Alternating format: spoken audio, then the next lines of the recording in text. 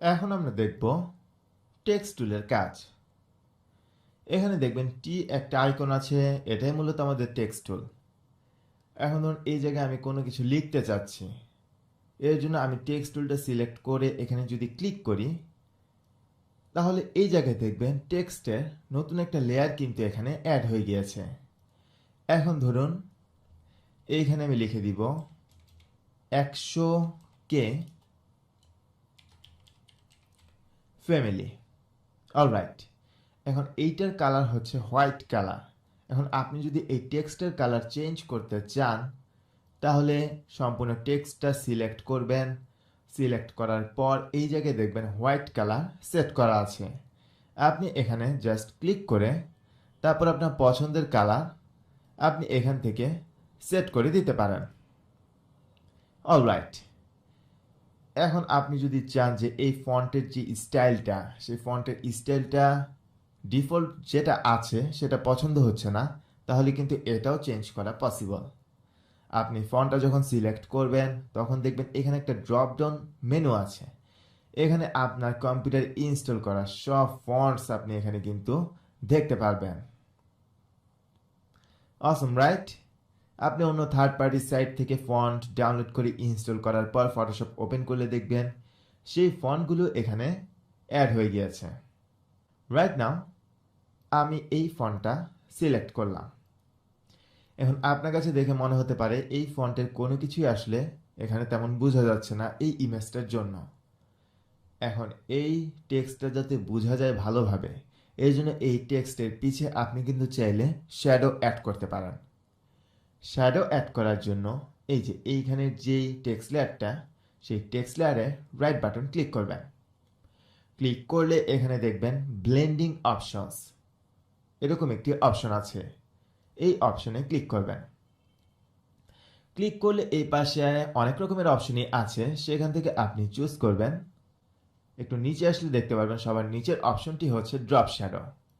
এই অপশনটি just select করে দিবেন। তাহলে দেখুন লাল কালারের শ্যাডো আমরা দেখতে পাচ্ছি, বাট আমি চাচ্ছি ব্ল্যাক কালারের শ্যাডো অ্যাড করতে। তাই আমি এখান থেকে ব্ল্যাক কালার চুজ করে ওকে করে দিলাম। এখন এই ব্লেন্ড মোড, এটা দেখবেন মাল্টিপ্লাই দেয়া আছে, এটাকে আমি নর্মাল করলাম। তারপর এই যে শ্যাডোটা, শ্যাডোর যে অপাসিটি, সেই অপাসিটিটা আমি একটু কমিয়ে দিলাম। অপাসিটি হচ্ছে আপনি এটাকে কিরকম দৃশ্যমান রাখবেন, একদম রিয়েল যে ব্ল্যাক কালার সেটা রাখবেন নাকি কমিয়ে দিবেন, এটা আসলে আপনার ইচ্ছার উপর ডিপেন্ড করে। তারপর হচ্ছে এই শ্যাডোর অ্যাঙ্গেলটা, আপনি এটাকে যদি ঘুরিয়ে দেন তাহলে দেখবেন এটা সেই অ্যাঙ্গেলে সেই শ্যাডোটা আসলে ঘুরে যাচ্ছে। এখন এটাকে আমি 90তেই রাখলাম। তারপর ডিস্টেন্সটা আমি এই জায়গায় রাখলাম। তারপর স্প্রেড, মানে শ্যাডোটা কতটুক ছড়াবে সেটা চাইলে আপনি এখান থেকে এটা সেট করতে পারেন এই স্লাইডার থ্রুতে। তারপর শ্যাডো সাইজ, এই সাইজটা আমি একটু বাড়িয়ে দিলাম। তাহলে দেখুন এখন কিন্তু 100K ফ্যামিলি এই লেখাটা আগের থেকে কিছুটা ভালোভাবে বোঝা যাচ্ছে। এখন এইটার সাইজটা আপনি যদি বাড়াতে কমাতে চান, তাহলে টেক্সট টুল সিলেক্ট করে ক্লিক করবেন। তারপর সম্পূর্ণ টেক্সটটা সিলেক্ট করে এই ড্রপডাউন থেকে চাইলে আপনি সাইজ বাড়াতে বা কমাতে পারবেন। এখন আমি মুভ টুল দিয়ে মুভ টুলটা সিলেক্ট করে এই টেক্সট লেয়ারটা আমাদের ইমেজের একদম আমি মিডলে বসিয়ে দিব। অলরাইট, এখন এই জায়গায় দেখুন লেয়ার প্যানেলে এই টেক্সট লেয়ারের মধ্যে আমি ইফেক্টের আন্ডারে ড্রপ শ্যাডো অ্যাড করেছি, তাই এই জিনিসগুলো আমরা কিন্তু এখানে দেখতে পাচ্ছি। এখন আপনি যদি ড্রপ শ্যাডো ছাড়া কীরকম লাগে সেটা দেখতে চান, তাহলে আই আইকনটা জাস্ট ক্লিক করে ডিজেবল করে দিবেন। আবার অ্যানাবল করতে চাইলে অ্যানাবল করে দিবেন। আর এইখানে একটা জিনিস খেয়াল করবেন, দেখবেন এই ইমেজের উপর কিন্তু টেক্সট লেয়ারটা আছে, এর জন্যই কিন্তু আমরা টেক্সটটা দেখতে পাচ্ছি। এখন আমি যদি এটাকে ইমেজের নিচে রাখি, তাহলে দেখুন আমরা কিন্তু টেক্সটটাকে দেখতে পাচ্ছি না। আর কিভাবেই বা দেখব, এই টেক্সট লেয়ারটা যে ইমেজের নিচে রয়েছে, এখন এটার উপরে আনতে হলে আবার টেক্সট লেয়ারটাকে এই ইমেজ লেয়ারের উপরে নিয়ে আসতে হবে। এখন ধরুন আপনি এই ইমেজটার মধ্যে কোনো ইফেক্ট অ্যাড করতে চাচ্ছেন, তাহলে এই ইফেক্টটা আপনি দুইভাবে অ্যাড করতে পারেন। একটা হচ্ছে ইমেজ অপশনের আন্ডারে দেখবেন অ্যাডজাস্টমেন্ট অপশন আছে, সেখানে ব্রাইটনেস কন্ট্রাস্টের মধ্যে আপনি চাইলে এখান থেকে ব্রাইটনেস বাড়াতে বা কমাতে পারবেন, কন্ট্রাস্টও চাইলে বাড়াতে বা কমাতে পারবেন। তারপর সেমভাবে আপনি চাইলে এক্সপোজার বাড়াতে কমাতে পারবেন, অফসেট বাড়াতে কমাতে পারবেন, অথবা গামা কারেকশনও চাইলে চেঞ্জ করতে পারবেন এই স্লাইডারগুলি ইউজ করার মাধ্যমে।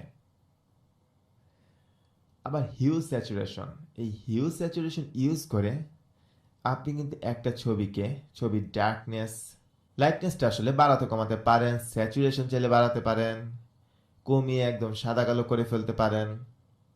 It's totally up to you. Mainly এভাবে আপনি ইফেক্টগুলো দিতে পারেন। আবার সিমিলার টাইপের ইফেক্ট আপনি কিন্তু এই অংশেও দিতে পারবেন এই অপশনগুলো থেকে। আমি যদি এই আইকনে ক্লিক করি তাহলে দেখবেন এখানেও ব্রাইটনেস কন্ট্রাস্টের অপশন আছে, এক্সপোজার চেঞ্জ করতে পারবেন, হিউজ স্যাচুরেশন চেঞ্জ করতে পারবেন এবং আদার্স কিছু অপশনও ওই জায়গার মতোই কিন্তু এইখানেও অ্যাভেলেবল। কিন্তু এই জায়গা থেকে অ্যাড করার একটা সুবিধা আছে। এখন আমি এই জায়গা থেকে যদি ব্রাইটনেস স্ল্যাশ কন্ট্রাস্ট এই অপশনটি সিলেক্ট করি তাহলে দেখবেন এই ইমেজ লেয়ারের উপরে একটা অপশন অ্যাড হয়েছে ব্রাইটনেস স্ল্যাশ কন্ট্রাস্টের। আর এখান থেকে আমরা কিন্তু চাইলে ব্রাইটনেস এবং কন্ট্রাস্ট বাড়াতে কমাতে পারছি। কিন্তু এই জায়গা থেকে আমরা যখন ইফেক্টটা দিতাম তখন কিন্তু এই ইফেক্টটা সরাসরি এই ইমেজ লেয়ারে পার্মানেন্টভাবে বসে যেত। বাট এই জায়গা থেকে আমরা যখন ব্রাইটনেস অ্যান্ড কন্ট্রাস্ট সিলেক্ট করলাম তখন দেখবেন এই ইমেজ লেয়ারের উপরে এই যে এই ব্রাইটনেস কন্ট্রাস্টের লেয়ারটা কিন্তু অ্যাড হয়েছে। এর মানে আপনি যদি চান এই ইফেক্টটাকে রিমুভ করতে তাহলে কিন্তু ডিজেবল এভাবে ইজিলি ওয়ান ক্লিকে করে ফেলতে পারবেন। বাট পার্মানেন্টভাবে যখন আপনি বসিয়ে ফেলবেন অনেক রকমের কাজ যখন করবেন তখন কিন্তু আনডু করাও আপনার জন্য ডিফিকাল্ট হয়ে যাবে। তাই আপনি চাইলে ইফেক্ট দেওয়ার ক্ষেত্রে এইখান থেকে ব্রাইটনেস বাড়াতে কমাতে হিউ স্যাচুরেশনগুলো চেঞ্জ করার কাজগুলো এইখান থেকেই করতে পারেন। এখন আমি যেমন এটাকে ডিলিট করে দিতে চাচ্ছি তাই এই অপশনটা সিলেক্ট করে আমি ডিলিট আইকনে ক্লিক করে এটাকে জাস্ট আমি ডিলিট করে ফেললাম। অলরাইট, তারপর আরেকটা যে অপশন আছে আপনি প্রত্যেকটা লেয়ারে এই অপশনের এই অপশনগুলি ইউজ করতে পারবেন। সেটা হচ্ছে এখানে আমি যদি ইমেজ লেয়ারটা সিলেক্ট করি তাহলে দেখবেন এখানে অপাসিটি 100। এখন আপনি যদি এটার অপাসিটি কমিয়ে দিতে চান তাহলে কিন্তু এভাবে অপাসিটি কমিয়ে দিতে পারবেন। আমি আবার এটাকে রিসেট করে 100-এ রাখলাম। তেমনিভাবে টেক্সট লেয়ারের অপাসিটিও কিন্তু আপনি চাইলে এভাবে কমিয়ে দিতে পারেন। বিভিন্ন কাজে দেখবেন আপনার অপাসিটির কাজও কিন্তু লেগে যাবে। আমি এটার একটা প্র্যাকটিক্যাল ইউজ আপনাকে এখনই দেখিয়ে দিচ্ছি। আমি এখন নতুন একটা শেপ ক্রিয়েট করব, আর শেপটা আমি ক্রিয়েট করব নতুন একটা লেয়ারে যাতে পরবর্তীতে অ্যাড বা রিমুভ করতে বা মুভ করতে আমার সুবিধা হয়। এর জন্য এই লেয়ার প্যানেল থেকে এখানে দেখবেন একটা প্লাস আইকন আছে নিউ লেয়ার ক্রিয়েট করার জন্য। এখানে আমি ক্লিক করে নতুন একটা লেয়ার ক্রিয়েট করে ফেললাম। এখন আমি একটা রেক্টেঙ্গুলার শেপ আঁকবো। এই শেপ আপনি চাইলে এখন এই শেপটা আঁকার জন্য আমি এই আইকনে ক্লিক করব। ক্লিক করার পর একটা রেক্টেঙ্গুলার শেপ এখানে ড্র করব। ড্র করার পর এই জায়গায় যেই পেইন্ট বাকেট টুল আছে এটা সিলেক্ট করব। সিলেক্ট করার পর এখান থেকে আপনার পছন্দের কালারটি চুজ করে ওকে করে দিবেন। তারপর এখন আমি এই জায়গায় এই লাল কালারটা ড্র করব। অলরাইট, এখন দেখুন এটা সিলেক্ট অবস্থায় আছে। এখন এটাকে ডিসিলেক্ট করার জন্য কন্ট্রোল ডি এখন আমি কিবোর্ড থেকে একসাথে প্রেস করলাম। তারপর এখন এই যে এই লেয়ারটা কিন্তু টেক্সট লেয়ারের উপরে আছে, এই জন্য এখন আমরা টেক্সটটা দেখতে পাচ্ছি না।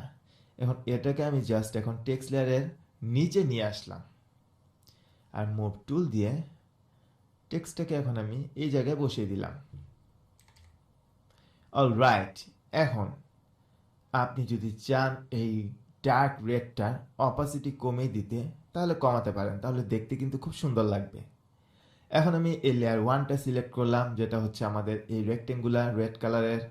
এখন এই অপাসিটিটা আমি জাস্ট একটু কমিয়ে দিলাম। তাহলে দেখুন এখন কিন্তু আমার শেপটা আগের মতো ডার্ক কালারের একটা বোরিং লুকটা কিন্তু চেঞ্জ হয়ে গেল এই অপাসিটিটা চেঞ্জ করার কারণে। আমি পিছে কি আছে সেটাও একটু দেখতে পারছি এই অপাসিটিটা কমিয়ে দেওয়ার জন্য। আর এই জায়গায় আরেকটা মজার অপশন হচ্ছে, আমি আপাতত এটাকে বাড়িয়ে দিলাম।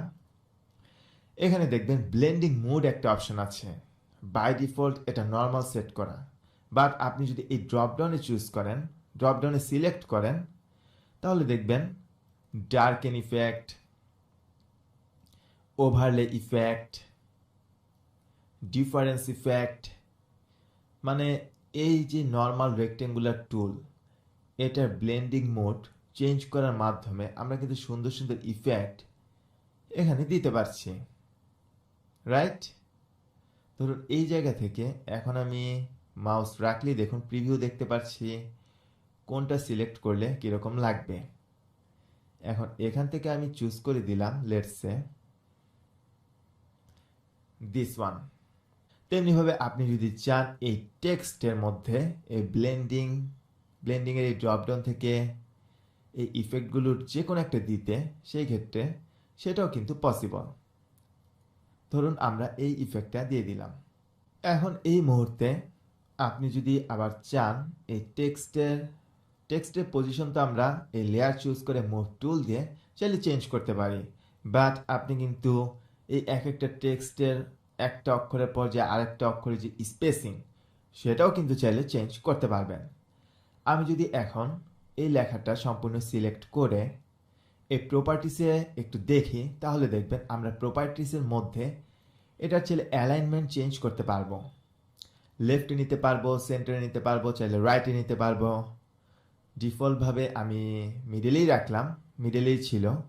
আর এই জায়গায় দেখবেন আমরা চাইলে এই ফন্টের সাইজ কিন্তু বড় ছোট এখান থেকেও চাইলে করতে পারি। আবার এই জায়গার যে ভ্যালুটা সেটা বাড়িয়ে দিয়ে আপনি কিন্তু চাইলে যদি একাধিক লাইন থাকতো সেই ক্ষেত্রে এক লাইনের পর আরেক লাইনের স্পেসিংটা কীরকম হবে সেটা কিন্তু আপনি এই জায়গা থেকে কন্ট্রোল করতে পারতেন। তারপর এক অক্ষর থেকে আরেক অক্ষরের কথা যে মাত্র বললাম, সেটা যদি আপনি করতে চান তাহলে এই ডিফল্ট ভ্যালুটা 0 থেকে আপনার ইচ্ছা মতো বাড়িয়ে বা কমিয়ে দিতে পারেন। অলরাইট, সো আশা করি আপনারা বুঝতে পেরেছেন এই টেক্সট লেয়ার সিলেক্ট করে এই প্রপার্টিস থেকে আপনারা কিন্তু এইভাবেও টেক্সটের কাস্টমাইজেশন করতে পারেন। এখন এই মুহূর্তে আপনার যদি মনে হয় আপনার এডিটিংটা কমপ্লিট এবং আপনি ফাইনাল আউটপুট চান, তাহলে আপনাকে এই অবস্থায় ফাইলটিকে এক্সপোর্ট করা লাগবে আপনার পছন্দের এক্সটেনশন সিলেক্ট করে। এর জন্য আমি ফাইলে যাব, ফাইলে যাওয়ার পর এক্সপোর্টে যাব, তারপর আমি সিলেক্ট করব সেভ ফর ওয়েব।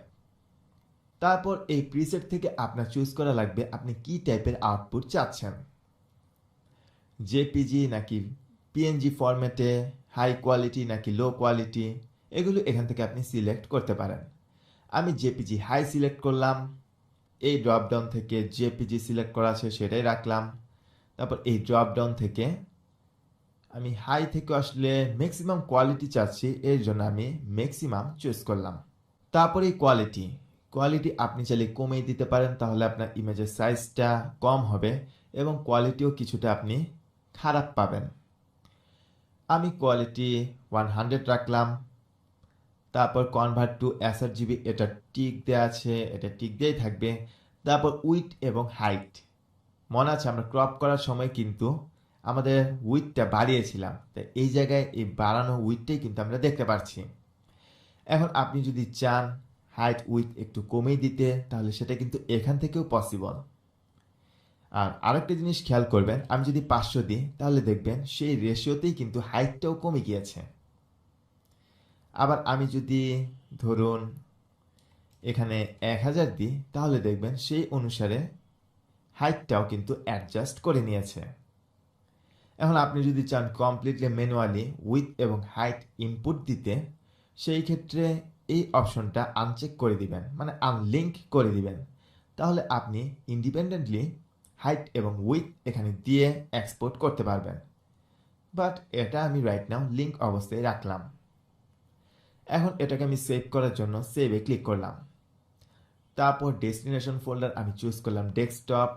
ফাইলের নেম দিলাম আমি demo.jpg, আপনি চাইলে এখান থেকে ফাইল নেম চেঞ্জ করতে পারেন। তারপর ফাইনালি সেভ করার জন্য আমি সেভে ক্লিক করলাম।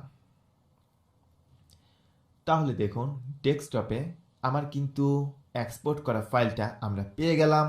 মেইনলি এইভাবেই আপনি আপনার এডিট করা ফটোশপের ফাইল খুবই ইজি ওয়েতে এভাবে এক্সপোর্ট করতে পারেন। আর আরেকটা জিনিস আপনাদের কাজ করার ক্ষেত্রে খুবই লাগবে, সেটা হচ্ছে ইমেজ মানে ব্যাকগ্রাউন্ড ট্রান্সপারেন্ট করা কোনো ইমেজের। এখন এটাকে যদি আমি ফটোশপে ওপেন করি তাহলে দেখুন আমরা আমাদের ইমেজটা দেখতে পাচ্ছি, বাট আমি চাচ্ছি ব্যাকগ্রাউন্ডটা ট্রান্সপারেন্ট হবে যাতে করে আমি যে কোনো ইমেজে সুন্দর মতো এটাকে বসাতে পারি এই ফটোশপের লগোটাকে। এর জন্য আমাদের যে টুলটা ইউজ করা লাগবে সেটা হচ্ছে ম্যাজিক ইরেজার টুল। এখন আমি এই টুলটা সিলেক্ট করে আমি যদি এই হোয়াইট কালারের মধ্যে ক্লিক করি তাহলে দেখবেন আমাদের সম্পূর্ণ ব্যাকগ্রাউন্ডটা কিন্তু হোয়াইট কালারের ব্যাকগ্রাউন্ডটা কিন্তু ট্রান্সপারেন্ট হয়ে গেল। এখন এটাকে যদি আমি এক্সপোর্ট করি তাহলে কিন্তু আমাদের অবশ্যই এটাকে পিএনজি ফরম্যাটে করতে হবে যদি আপনি ট্রান্সপারেন্ট ব্যাকগ্রাউন্ড চান। আর অবশ্যই ট্রান্সপারেন্সি এখানে টিক দিয়ে দিবেন। তারপর এখন যদি এটাকে আমি ডেস্কটপে সেভ করি তাহলে দেখবেন আমাদের ব্যাকগ্রাউন্ড রিমুভ হয়ে এই লগোটা কিন্তু সেভ হয়েছে। এখন এই রকম টাইপের কাজ কিন্তু আপনাদের ফটোশপে অনেক লাগবে। ধরুন আপনি এই জায়গায় ফটোশপে লগোটা বসাবেন, তাহলে দেখুন হোয়াইট ব্যাকগ্রাউন্ডটা আমরা কিন্তু রিমুভ করে ফেলেছি। এর জন্যই কিন্তু খুব সুন্দরভাবে আমরা ফটোশপের লগোটা এখানে বসাতে পারছি। মেনলি এই কাজটাও কিন্তু আপনি খুব ইজিলি ফটোশপ দিয়ে করতে পারবেন। বাট অনেক অনলাইন টুলে দেখবেন এই ব্যাকগ্রাউন্ড ট্রান্সপারেন্ট করার জন্য তাদের পেইড সাবস্ক্রিপশন পারচেস করা লাগবে। বাট এই কাজটি কিন্তু আপনারা ফটোশপে খুব ইজিলি করতে পারছেন। এরকম আরও অনেক কাজ ফটোশপে আপনি যদি কাজগুলো পারেন খুব সহজেই করে ফেলতে পারবেন। এটা যেহেতু ফটোশপের একটা বেসিক টিউটোরিয়াল ছিল, তাই আমার মতে মনে হয় আপনি ফটোশপে নতুন হয়ে থাকলে এই টিউটোরিয়ালটি আপনার জন্য এনাফ। তারপরে এই ভিডিওটা আপনারা বারবার দেখতে পারেন, কখন কোন টুলের কাজটা আমি কিভাবে করলাম সেগুলো নিজেরা করে করে দেখবেন, প্র্যাকটিস করবেন। যখন কোনো গ্রাফিক্সের কাজ আপনার করা লাগবে নিজেরা সেটা করার ট্রাই করবেন, তাহলেই দেখবেন আস্তে আস্তে আপনি ফটোশপের বেসিক কাজগুলো নিজে নিজেই করে ফেলতে পারবেন। Alright, so that's it for this lecture. See you in the next one.